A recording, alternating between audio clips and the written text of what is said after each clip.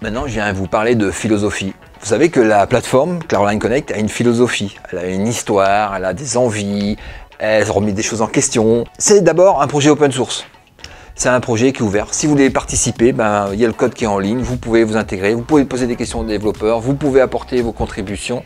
C'est sur GitHub et là, vous pouvez participer à ce projet. C'est un projet où il y a plusieurs partenaires, il y a plusieurs universités qui sont dedans et depuis longtemps. C'est un projet où il y a aussi des entreprises, il y a des institutions, il y a des associations qui participent. Là aussi, si vous voulez être partenaire, il y a un consortium qui est derrière où on essaye d'organiser un peu tout ce bazar, toutes les envies de tout le monde, parce que tout le monde ne vient pas du monde universitaire, il y a des gens qui viennent de l'entreprise, il y a des gens qui viennent de la formation continue, il y a des Européens, il y a d'autres continents qui sont représentés. Donc il y a aussi ce mélange de cultures intéressant dans un consortium et ça enrichit le consortium.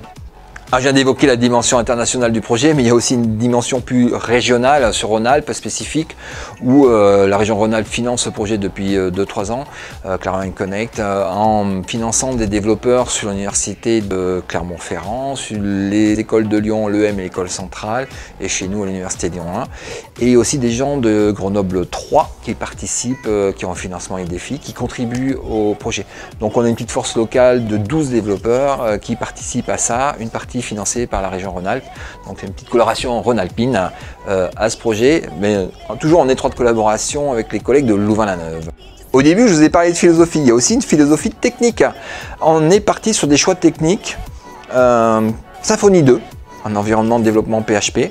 On est parti aussi sur l'idée que ça soit aussi bien utilisé sur une clé USB pour un prof, un enseignant qui est dans sa classe, que pour des gros établissements comme chez nous à Lyon avec plus de 50 000 comptes, ou même plus sur des MOOC. On est parti sur du responsive design, c'est-à-dire que les écrans s'adaptent en fonction du support que vous allez utiliser, ordinateur, tablette, smartphone, et puis sur une ergonomie simplifiée pour les utilisateurs et les usages. Et donc on a développé tout un tas d'outils, donc les classiques de LMS, les cours, les quiz, les forums, l'échange de messagerie.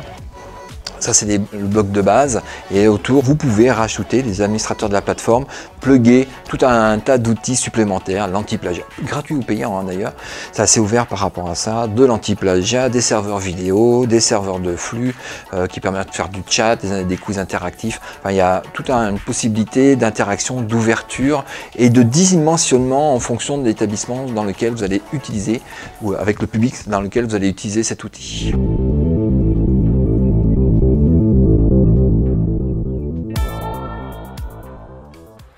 Thank you.